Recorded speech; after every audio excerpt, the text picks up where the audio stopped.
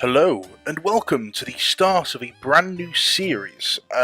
Today I'm doing something a little bit different from our usual Pokemon fare. I've been lucky enough to be given a pre-release key for a brand new NES-inspired MacVenture-esque game, which is available from the Steam store, called From Beyond Prologue. So essentially, if you've never played any of these MacVenture games before, stuff like Deja and Shadowgate, it's a point-and-click adventure game in the style of the thing that you would normally get on 8-bit computers back in the 80s and early 90s, but for a home console, which was a bit different back in those days. So the developer, Sucker Free Games, I think it is, they've basically taken those games, that idea, and kept a lot of the NES aesthetic. I mean, you can hear in the music and you can see in the graphics it's sort of 8-bit, chunky, pixelated in its style. So yeah, I've not played this, and I'm just going to go straight ahead and get straight into it. So, new game. Right, okay. Do I do a voice? I think maybe I should. Deep within the recesses of the Bradford Library, Professor Crawford Tillinghast, anthropologist, was immersed in archaic tomes and long-neglected records, searching for a specific line of scientific inquiry. His investigations eventually uncovered a thread for further scrutiny. The subject was a seldom mentioned and consistently obscured medieval village. From brief mentions in the ancient tomes, he ascertained it was a place enlivened with exchange of ideas, populated with practitioners that experimented in the power of channeled thought. Descriptions of grand ceremonies, a bizarre temple, and interactions with unearthly beings filled the professor with both exuberance and trepidation. After further research and endless lambasting from his colleagues, he mounts a one-man expedition in the winter of 1910. August 29, 1910. Alrighty then. With a heavy pull, the brake engages and your motor car shudders to a stop. You kill the engine and step out of the vehicle. If your calculations are correct, you should be making a career-establishing discovery forthwith. Alrighty then. So, that set the scene a little bit. So we're a professor looking for some sort of weird mystical village. Nice. So, just a bit of a heads up, if you've never played any of these kinds of games before, the way it works is this picture here is essentially what we're looking at, and I'm guessing that this is a static image if it's anything like the MacVenture games of old. This is our inventory, so things that we pick up, things that we find, things that we're given, things that we combine and use, they're going to be listed in here. This little compass is going to be the various directions that we can go. So this is how we move and travel throughout the world. And this is a list of commands, things that we can do and interact with the world, so we can look and use and talk, take, open and journal. And obviously save and load down there. So, right, so there's our motor car. So if we want to sort of, so facing backwards. So if we want to turn around and go backwards, the crunch of crisp snow underfoot, sting of piercing winter air. You adjust your scarf and head into the woods. Winter's cold breath blows the trees. Small clumps of snow shed from the swaying frosted pines. A deer trail branches right from the long overgrown ancient trade route that lies before you. So, so you can see our view has changed. So our guy has turned around and we're now facing another direction. What I want to do is I want to go back. So if I click that button, it should take us back to where we were. So relative to our current position, can we do anything with this car? Your motor car sits cooling after a long drive. Can I talk to it? No answer. Can I take anything? I don't need it.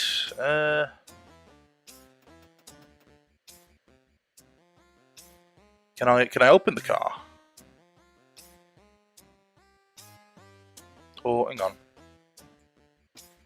Aha. What's that?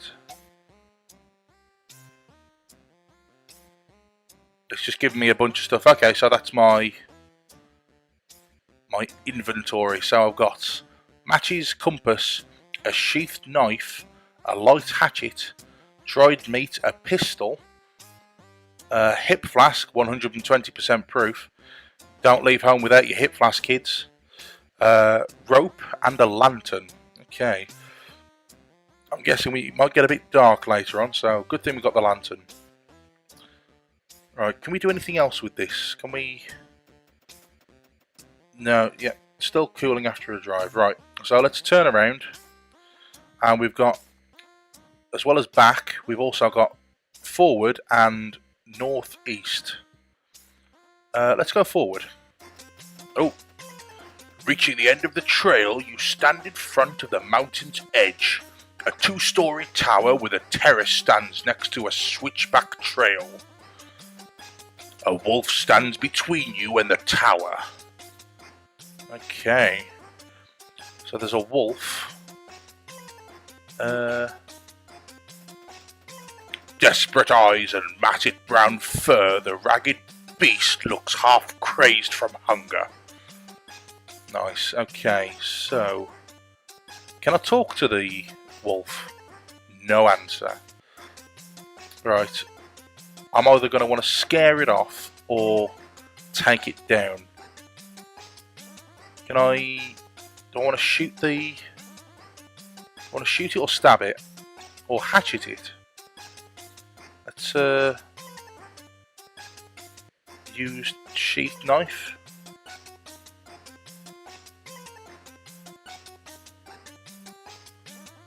So I click and then use... No? Does that just mean I can't do anything with the knife? What about the pistol? So, pistol use... You take aim and fire your pistol. Winter has just begun. It was a mercy killing. Okay. So let's look at the dead wolf. Which we can't, okay. An old barrel sits next to the tower. What about this rope? A thick rope dangles from the watchtower's terrace. Heavy shutters cover the second-story window. A thick rope dangles down from the terrace. Okay. So can I open this barrel? Can I take the barrel? I don't need it. Can I use the barrel? No. Oh, maybe I use my hatchet on the barrel. No. Can I use the rope? Unfortunately, the bottom section of rope has rotted away. It frays, rips and falls from bearing your weight. This renders the first climbable portion of rope just out of reach. Ugh. What if I climb on the barrel? Can I do that? You drag the barrel underneath the rope. Ah. Climbing onto the barrel, you manage to again grasp the rope, a heave-ho, and an upsy-daisy later, and you're up on the terrace. Now on the watchtower terrace, you notice a frozen over trapdoor and an empty brazier next to you. Okay, right, so it's going to be use the matches on the brazier, surely. The fire pit sits empty. Okay. So I'm going to want some wood, I think. Frost covers the trapdoor.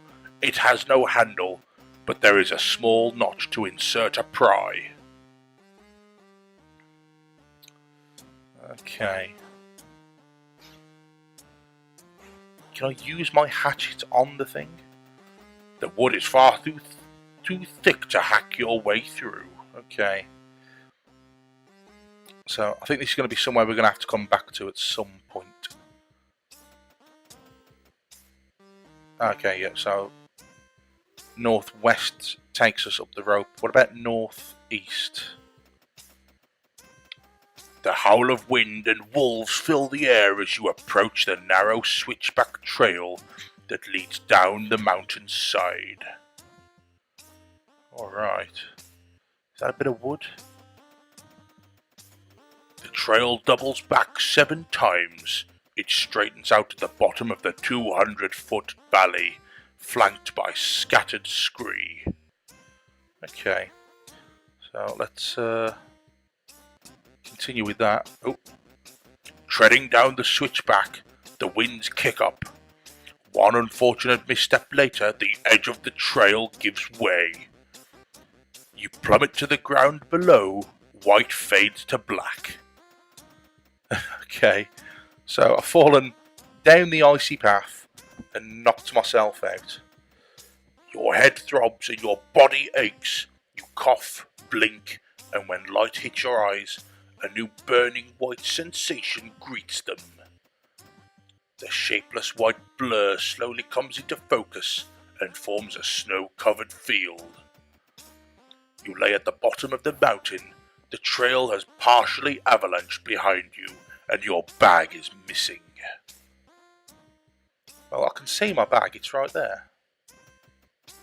It's your field bag. So, let's take that back. You pick up your field bag, taking a quick inventory. It appears that you have lost several pieces of gear in the fall. How useful. Right, what else is there? In the distance you can see a road leading to what looks like a farmhouse. Okay. I've just noticed, what does journal do? With these first strokes of my pen, I established my field research journal to formally document my discoveries and adventures. It is a brisk day, and I truly did myself no favour in setting out before the spring thaw. I feel confident that my preparations were adequate to ensure the success of my expedition. Were I not a scientist, I would believe that I am personally cursed. Misfortune happens to all, but more frequently than most to me. It seems that my curse is tempered with a bit of luck, for I did not die this time, this day.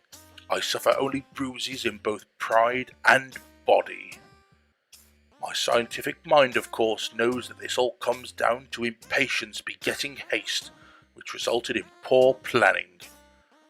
For curiosity could not wait for spring's thaw if I had but packed cleats and winter poles, which reminds me, now I must locate my accursed pack. Right, okay, so it's just a summary of what we're currently doing. Okay, right, let's go forward. Plodding through the snow, you can see that the farm has been abandoned for ages. The roof has collapsed on the northern half of the building. Oh, okay. The house is demolished. Stepping forward, your foot kicks a couple of boards. They tumble down. You see the corner of some vellum peeking out. The note is hastily scribbled and barely legible. It reads,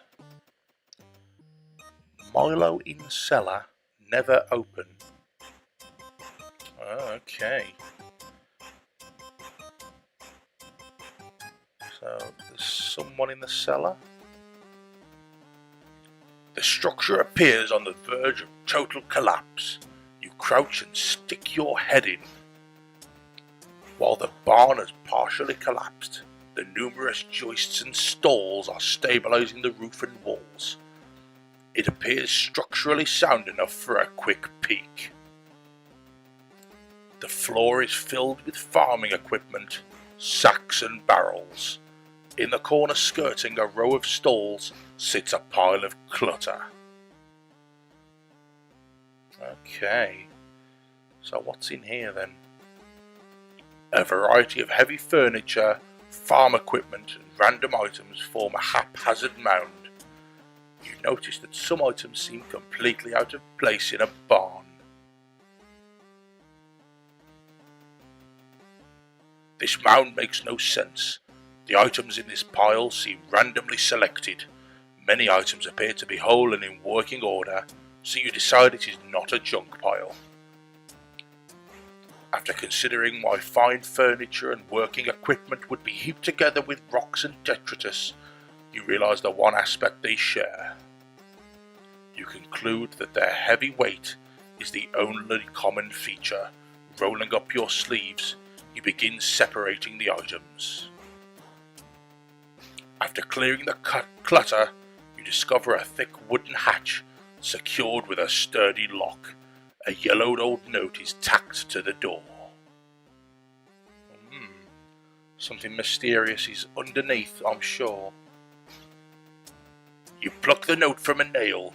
Scanning the vellum, you find a warning. Danger, do not open. You turn the note over and find that this side is an enumerated bill of sale. The header reads, Mr. Frederick Mercer bought of Foreman Brothers and Brown dealers in all types of grain, flour and feed for sale. That's some sort of receipt. So what can we do with this lock? Can we open it?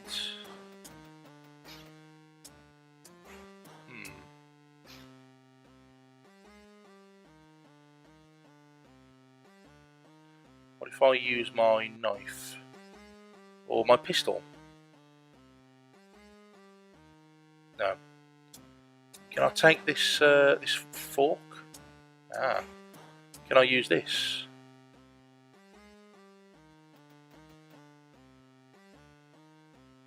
While attempting to use the pitchfork, the desiccated wooden handle snaps and falls apart in your hands.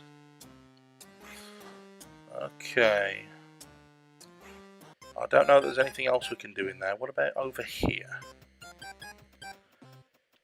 3 ramshackle single-room wooden dwellings stand near the frozen field. Snowdrifts have engulfed the back of the shacks in a sweeping mound. Their roofs bow under the weight of the snow. Okay, let's go inside. You stand at a cobblestone road intersection. 4 homes lay smashed. Piles of debris form large mounds in the centre of each foundation. Oh, Jesus.